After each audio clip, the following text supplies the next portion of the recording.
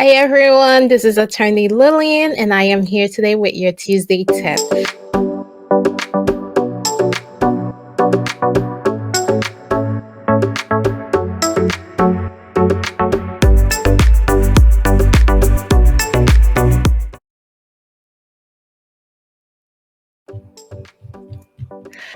Hi everyone, welcome. So today I am going to be talking to you about how to maintain your green card status and avoid losing it. Okay, we're going to talk about the rights and responsibilities of a green card holder and what you can actually do as a green card holder, how you can make sure that you do not lose your green card status.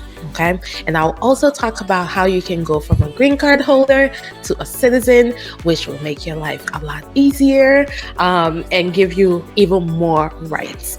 The next thing, let's talk about some responsibilities. Okay, you as a permanent resident, as a green card holder, you have the responsibility to file a tax return. Okay, you must file a tax return if you have a filing requirement. What does that actually mean?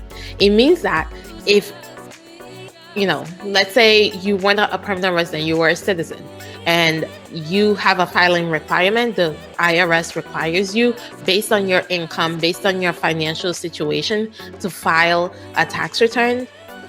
You must, as a green card holder, you must file a tax return. It's not optional for you. Okay, it is not optional. So make sure you go ahead and file your tax returns, because again, where does this come to bite you? When you go to apply for citizenship.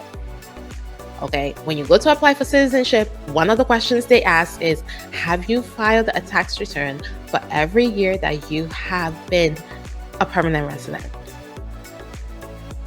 And if the answer to that is a no, the officer can deny your application. So just keep that in mind. If you have a filing requirement, if you are required to file a tax return based on your income and financial situation, you must file a tax return as a permanent resident. You do not have a choice in the matter. You have to, because when you go to apply for citizenship, that is one of the questions that the forms ask. And if you say no, the officer is going to zoom in on that question and most likely use that to say that you do not have good moral character. So really, if your goal is to become a citizen, file your tax returns, basically. The next responsibility is that you have to tell the U.S. government every time that you move, within 10 days of moving. Okay, you have to do a change of address with USCIS within 10 days of moving. So until you become a citizen, this is a requirement. Okay, as a green card holder, you have to do a change of address. A change of address is not only for people that have applications pending.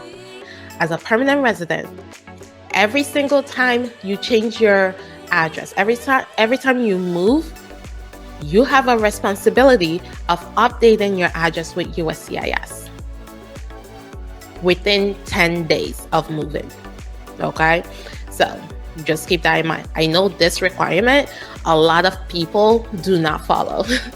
Okay, a lot of people just let this one slide, but just I want to make sure that you know that you have that responsibility of making sure that you change your address, because if there's anything that's sent to you by USCIS or by immigration court, and they send it to the address they have on file, and then you come back and tell them, oh, well, I don't live there anymore.